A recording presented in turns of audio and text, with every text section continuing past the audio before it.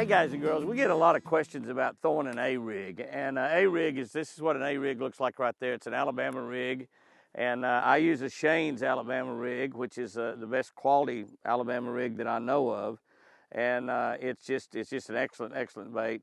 But I have a lot of people tell me I just don't like to throw that thing because I don't know how to throw it. It's really hard to throw. It's heavy, and I just have a difficult time with it. I have to use such a big giant rod and everything. But let me tell you, here's the way I set up an Alabama rig.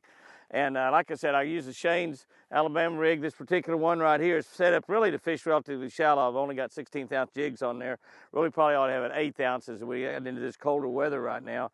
We got a 16th ounce. I got Lucky Swim. Swim baits on there.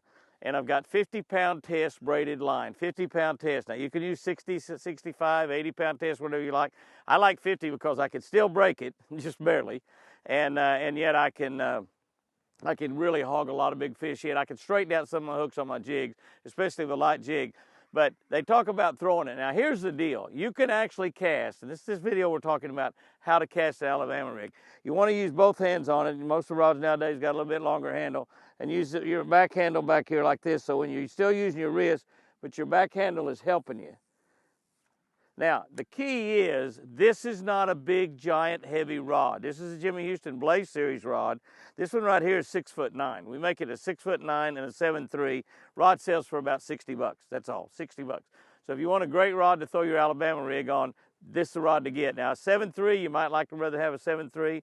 I personally do really well with a 6'9". I just soon have a 6'9" to 7.3. I do throw the Alabama rig on both. I want to get a little more distance. I use a 7'3", but most of the time when we're looking at a fish and trying to throw at it, it's not very far out there. Sometimes it's only 20 or 30 feet or just right in front of the boat. And so we'll take and actually leave line out, and if a fish was out there just 20 or 30 feet, I'll just pitch it out there like that, just regular pitch it. Let it fall, watch it on your live scope, or let it fall until you get down closer to the bottom, however way you want to do it, and then just wind back in slowly. This reel right here, this rod sells for 59 bucks. We got a combo on it, sells for 100. Now I've got a really good loose reel on here. That reel's way more expensive than the rod.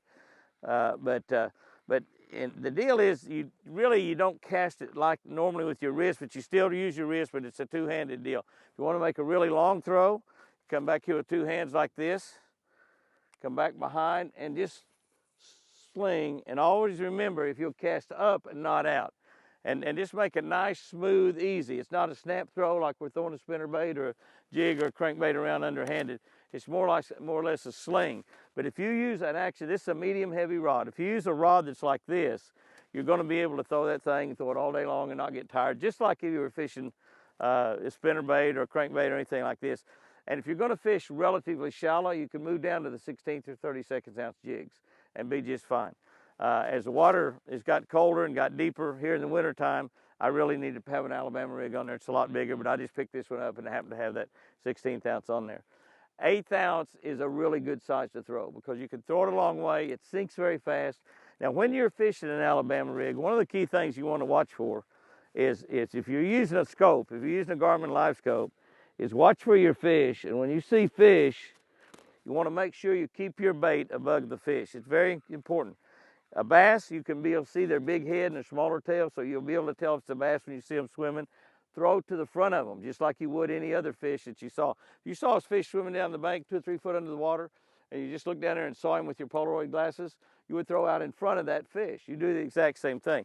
So if you see a fish on your scope, what you want to do, and this fish is, say, moving this way, is pitch out in front of him. Try to learn your distances. That's one of the key things, is learning how far your throw is. Look at your scope, throw your bait out there, watch and see how far it is so you know how far 30 feet, 40 foot, 50 foot, 60 foot is. Most of the time, I've got my unit on 40, 45 feet, so I'm not looking out there real far. This one right now is set up at 55. When you mark that, bring it back to 45, everything gets a little bit larger. And everything gets a little bit bigger on your screen. It's a lot easier to pick out the fish, to see the fish. Now, when you're in open water, you can see, if you look at my locator right there, you see that we're coming up, there's grass out on that point, and the grass is falling off, and it's real calm, real slick bottom. But you can see, just like out there on the edge of that grass, there's a fish. So I'm going to throw out now. I just used a regular underhand throw. You see how easy it is to throw that rig if you've got it on the right rod? Throw that thing out there, and I'm going to let her fall. I'm going to watch that bait as it comes across the top of that grass. There's my bait coming across the top of that grass. Now I'm just going to slow roll it around the top of that grass in case there's a bass down there and I can't see. I get to the end of it, very slow.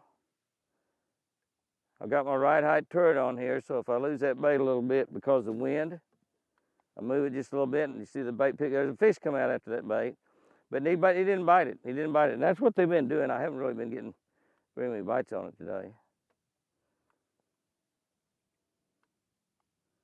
And now the bait's clear back to the boat, and I'm picking it up. You can see it coming up through the water column like that.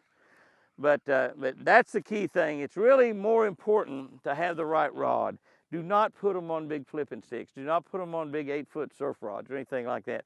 A 6'9", 7'3", medium heavy action is really all you need. Now an 1/8 ounce bait, 1/8 ounce bait is doubling the size of 5 jig heads, not just one. So an 1/8 ounce bait is adding quite a bit. Well, it's adding you know, a 1/16 over again. So it's adding 5/16 on 5 baits. That's what you're adding to the bait, 5/16, which is almost a 1/2 ounce that you're adding to that bait.